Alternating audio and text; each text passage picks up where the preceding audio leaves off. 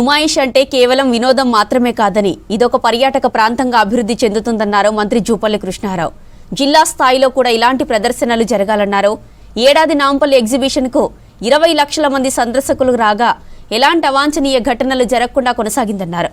గతంతో పోలిస్తే ఇప్పుడు లోకల్ విజిటర్స్ తో పాటు international visitors, multi level brand stalls కూడా ప్రదర్శనలో కనిపించాయన్నారు నిర్వాహకులు. నాంపల్లి ఎగ్జిబిషన్ ముగింపు దిశకు చేయడంతో పోలీస్ అధికారులు, మీడియా ప్రతినిధులు, స్టాల్స్ నిర్వాహకులకు అవార్డులు అందించారు మంత్రి జూపల్లి కృష్ణారావు. సుమారుగా ఈ 45 డేస్లో 25 లక్షల మంది ఈ యొక్క ఎగ్జిబిషన్ సందర్శించారంటే ఇది ఒక హైదరాబాద్లో ఇది ఒక ప్రధానమైనటువంటి ప్లేసు, ఇంపార్టెంట్ ప్లేస్.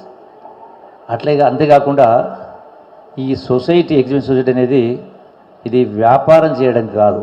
ఎందుకంటే దీని ద్వారా వస్తున్నటువంటి ఆదాయాన్ని సుమారుగా మోర్ దాన్ 20-25 crores ఆదాయాన్ని సామాజిక సేవ, ముఖ్యంగా విద్యకు సంబంధించి విద్యా వ్యాప్తి కోసం, ముఖ్యంగా బడుగు బలహీన వర్గాల కోసం సుమారుగా 19 కాలేజెస్ అంటే అరౌండ్ 30-35,000 స్టూడెంట్స్కు వీళ్ళు ఉచితంగా రైట్ ఫ్రీ ఎడ్యుకేషన్ ప్రొవైడ్ చేస్తూ ఉన్నారు. రాష్ట్రంలో నుంచి నలుమూల నుంచి ఇక్కడికి వస్తూ ఉంటారు. It's also a kind of tourism also. ఇంకా ఫర్దర్గా డెవలప్ చేసే కార్యక్రమం చేయాలి. మరి ఈనాడు సుమారుగా అంటే 1938 ఆల్మోస్ట్ 85 years అంటే 100 స్టాల్స్తో మొదలై ఈరోజున 1050 స్టాళ్ళకు చేరిందంటే మరి ప్రత్యక్షంగా పరోక్షంగా చాలామందికి ఒక ఉపాధి, అట్లాగే ఉద్యోగ అవకాశాలు, సెల్ఫ్ ఎంప్లాయ్మెంటు, రకరకాల చిరు వ్యాపారులకు కూడా ఇది ఒక మంచి అవకాశం. ఈ ఎగ్జిబిషన్ ఇంతమంది వస్తూ ఉన్నప్పుడు సో దీని కల్చర్ కూడా ప్రమోట్ చేయాలి. బిజినెస్తో పాటుగా we can also promote tourism and culture. We should be the part of everybody's life.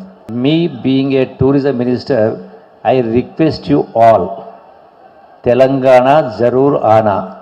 Not that doesn't mean just హైదరాబాద్కే పరిమితం కాకుండా you have to visit to different parts of the state. If you have to make it a habit like the Western culture, they spend 2 days in a week to go on tourism. This year the event has attracted around 20 lakh visitors and is an ideal platform for those small scale businessmen who would like to showcase their products and service. The revenue generated from the 46-day event goes towards running of 19 educational institutions, 1 and charitable dispensary. This year about 1100 stalls were allotted. Stallholders came from Kashmir, West Bengal and Northeast states, Orissa, Gujarat, Kerala, Karnataka, Tamil Nadu, Andhra Pradesh and Telangana. Stalls were also allotted women's self-help groups and individual women entrepreneurs from various states. Many government departments also participated.